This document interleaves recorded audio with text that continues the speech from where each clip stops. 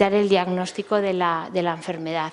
¿Por qué se produce? Hemos dicho que la causa es desconocida, pero se produce en una alteración muy grande en todos los circuitos cerebrales que se encargan de controlar y de coordinar que los movimientos se produzcan de forma correcta y equilibrada.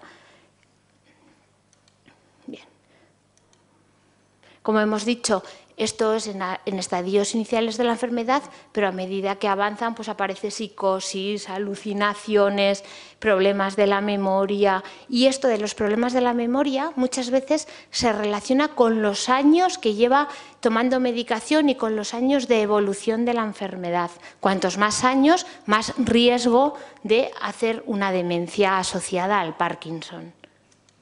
Bien. ¿Cómo se diagnostica la enfermedad de Parkinson? Pues desgraciadamente no existe una prueba, ni una analítica, ni una cosa concreta que uno vaya a la consulta y le diga, como para ser diabético, dice, oiga, si el azúcar le sale por encima de 120 es diabético, si le sale por debajo de 120 no. Eso es muy matemático y muy claro. En la enfermedad de Alzheimer no existe una prueba, en la enfermedad de Parkinson no existe una prueba tan específica, sino que básicamente es un criterio clínico, es decir, es el médico que lo visita el que lo diagnostica. Pero este es el inconveniente, ¿no? Pues que a veces es difícil de saber si ese temblor corresponde a una enfermedad de Parkinson, tienes que hacer diagnóstico diferencial con otras enfermedades, pero afortunadamente esto también está cambiando mucho.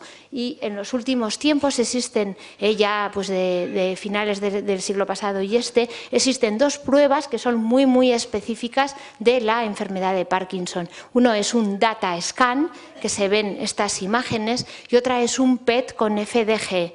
¿Cuándo vamos a solicitar estas pruebas tan especiales, tan caras? Pues en aquellos casos en los que uno dude del diagnóstico. Entonces, no es para pedírselo a todo el mundo, pero sí, en casos seleccionados, pueden ayudar a confirmar el diagnóstico de la enfermedad. Esto serían las imágenes que nos da un PET. ¿Vale? Donde se ve pues, que estas sustancias, estas zonas del cerebro que tienen que producir dopamina, lo producen en menor cantidad. Bueno, ha sido la curiosidad de poner una imagen, ¿no? Es decir, que antes todo el mundo creía que el Parkinson se diagnosticaba con 20 neurólogos alrededor de la cama, mirando a ver el temblor, si es más de reposo, si cambia, si no cambia. Y ahora todo esto ha quedado ya un poco obsoleto, porque es muy importante la exploración física, es muy importante las características pues, del temblor y el enfermo en general, pero existen también unas pruebas muy objetivas, muy de neuroimagen, muy del estilo de una resonancia para que nos entendamos, que nos van a servir para diagnosticar con muchísima más precisión que hace 15 años si ese temblor es de una enfermedad de Parkinson o de otra cosa. O sea, que esta imagen ya ha pasado a la historia. ¿Cómo evoluciona la enfermedad? Hemos dicho que es una enfermedad degenerativa y como buena enfermedad degenerativa, pues hay unos años donde uno está pues, bien, luego relativamente bien, un poco peor y tras años de evolución pues, se hace una persona dependiente. Y esto es lo que se llaman estadios de Cohen y Yahr. No sé si se ve, si bajamos un poquito por favor la luz, porque en este dibujo, esta silueta blanca es casi donde mejor lo vemos. Estadio 1, pues una cosa muy leve. Uno tiene el brazo un poquito, que mueve menos un brazo, pero por lo demás es una persona autónoma, dependiente, camina.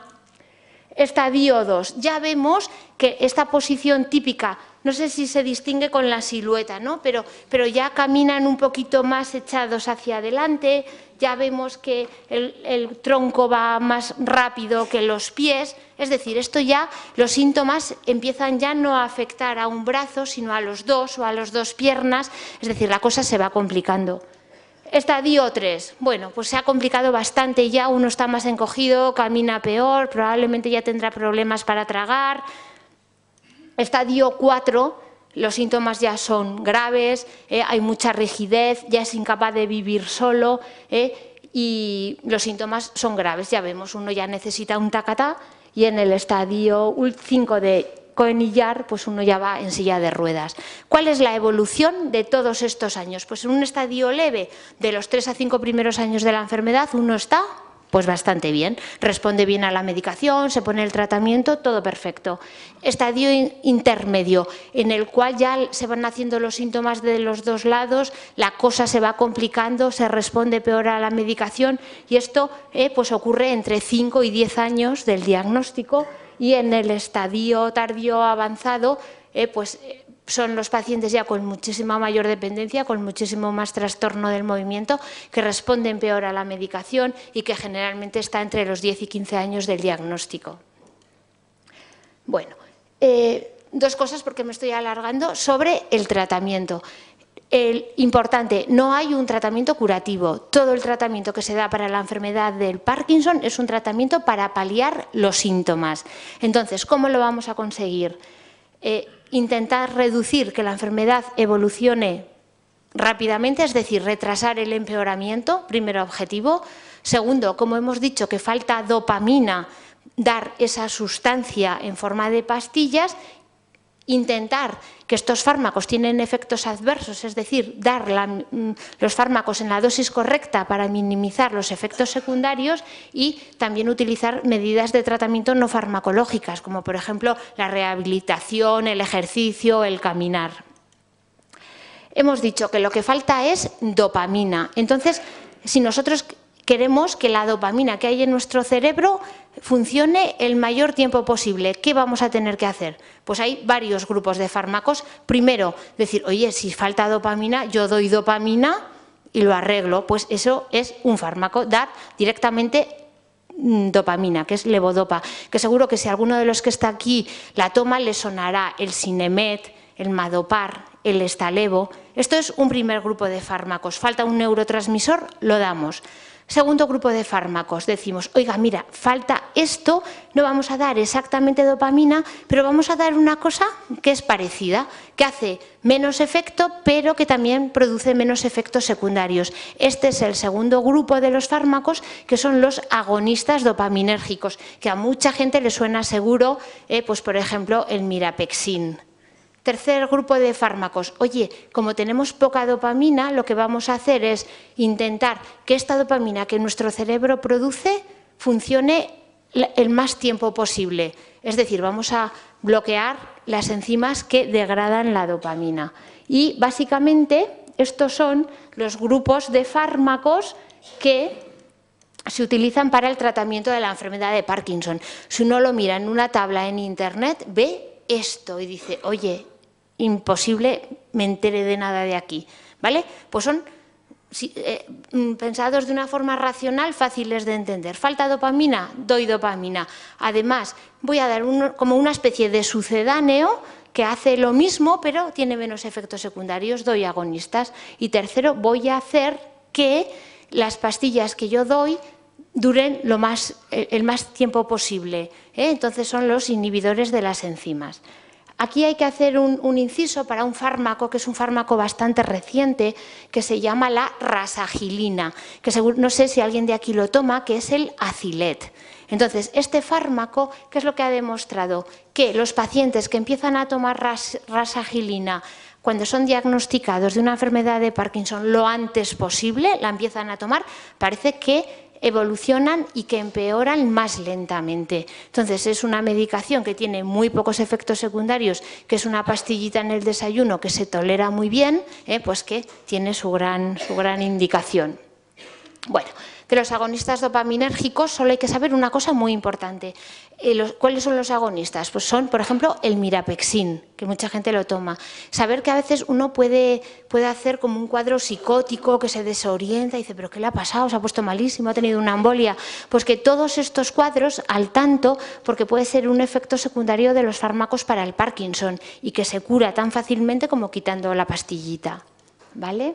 Y luego, claro, estos efectos se curan quitando la pastilla, pero hay otros que no, como son, por ejemplo, pues fibrosis de válvulas cardíacas. Esto ya es más complejo. Bien. Entonces, ¿cuáles son las complicaciones de todos estos fármacos que se dan para el Parkinson? Pues hay que saber que básicamente tienen de efectos secundarios, sobre todo digestivos. Es decir, que cuando uno lo empieza a tomar puede tener náuseas, vómitos, sentarle mal al estómago, y la clave para poderlos tomar es ir aumentando la dosis poco a poco, súper poco a poco. Cuanto más lentamente, mejor.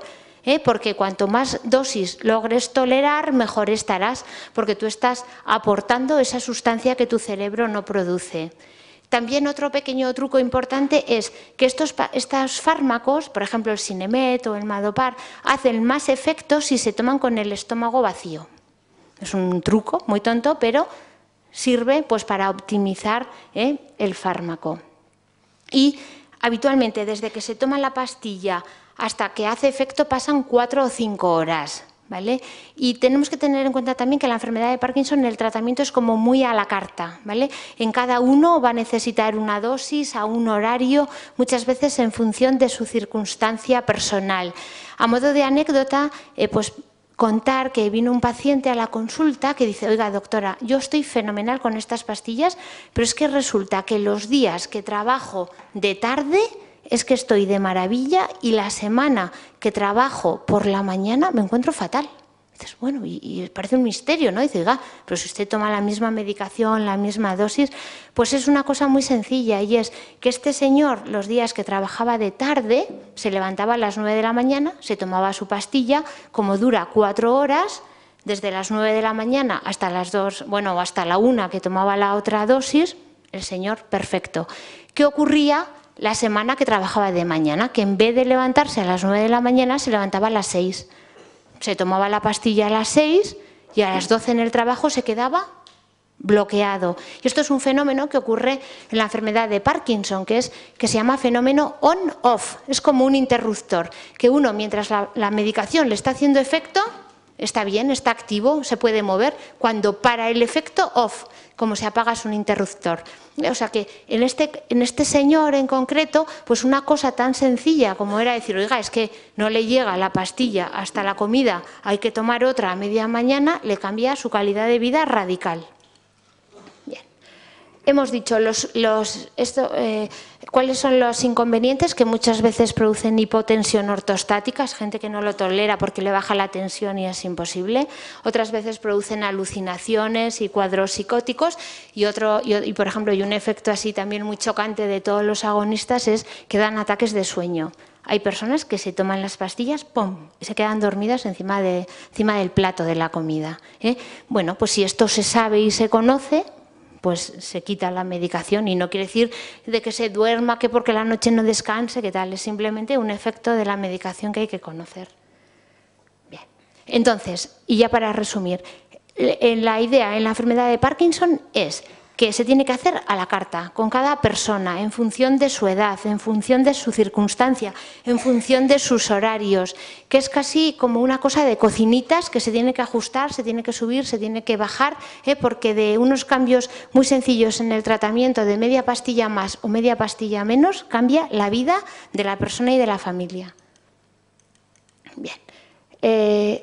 Bueno, ya en plan Parkinson en estadio avanzado, claro, nosotros, si nos imaginamos a un señor de 70 años que le diagnostican Parkinson, pues para cuando desarrolle el estadio tardío de la enfermedad tiene 85 o 90. Bueno, pero claro, tú imagínate al actor Michael J. Fox, 40 años, Parkinson, para cuando desarrolla el estadio final de la enfermedad tiene 55.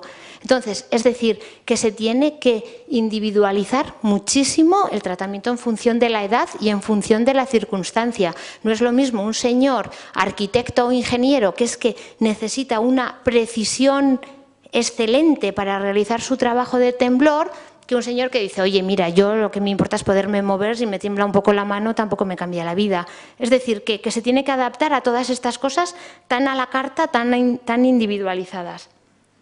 Esto es curioso saber que existe, por ejemplo, cuando esta gente joven hace estos fenómenos on-off, el interruptor, que se quedan apagados y que se quedan encendidos, existen unos bolígrafos, que es el Apogo, que es apomorfina, que es una sustancia que se inyecta, se lleva como un bolígrafo de insulina, se queda bloqueado, él ya lo sabe, ¡pum!, se inyecta y esto le dura pues para estar un ratito corto, pero para que le dé tiempo a ir a casa a tomarse la medicación, a tomarse las pastillas, ¿no? Y claro, este es un tema real de la consulta. Va gente que dice, oiga, doctora, es que yo no salgo a cenar porque es que ya sé a qué hora me tomo las pastillas y a las 12 cuando nos levantamos del restaurante es que no puedo andar. Entonces, en esos casos, pues esto puede ser importante. Y ya para acabar, saber que además existe otro campo abierto, que es el tratamiento de la cirugía en la enfermedad de Parkinson. Esto también es relativamente reciente y entonces se sabe que en personas en estadios pues más avanzados de la enfermedad, cuando ya empiezan a aparecer los fenómenos on-off y las fluctuaciones motoras, pues son pacientes candidatos a cirugía. ¿Cuál es la principal contraindicación de la cirugía del Parkinson? La principal contraindicación es que una persona tenga demencia. ¿Por qué? Porque en la cirugía del Parkinson una persona se le opera despierta, bueno, con unas técnicas complejas de cirugía, pero está despierto y tiene que colaborar en la intervención. Entonces, el principal factor excluyente de operar a una persona con enfermedad de Parkinson sería tener un deterioro cognitivo. Y bueno, pues futuros tratamientos, también se habla y cerca de aquí está el grupo de la Clínica Universitaria de Navarra, que sobre todo ellos hacen implantes pues de células dopaminérgicas en el cerebro. Es un tema pues que yo tampoco conozco en profundidad, pero que aquí al lado sí que lo hacen, pero en cualquier caso tampoco es un tratamiento estándar de que uno va a la consulta y dice, pues le vamos a hacer ahora un implante. O sea que esto es un poco en plan experimental y que puede que sea el futuro, pero que de momento no lo es. Y esto es un poquito la enfermedad de Parkinson, saber que existen muchos tipos de Parkinson, que el tratamiento tiene que ser a la carta personalizado y que en función de cómo se optimice el tratamiento, esto va a condicionar la calidad de vida de los pacientes. Y esto es todo.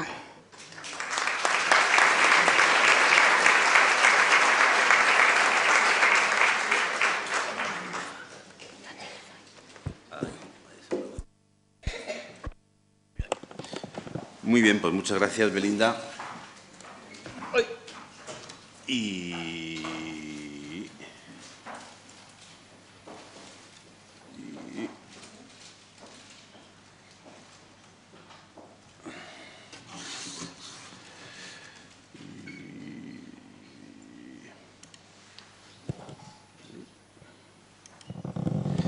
Bien, pues yo lo voy a dar sentado si no os importa.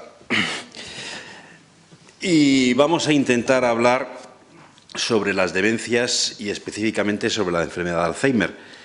Está relacionada con el cerebro y efectivamente un poco lo que sí que quería empezar es hablando un poco del cerebro, de ese gran desconocido que tenemos nosotros en la cabeza, algunos como Homer Simpson más pequeño, pero bueno, y quedarnos con datos que nos van a intentar aclarar. Os voy a intentar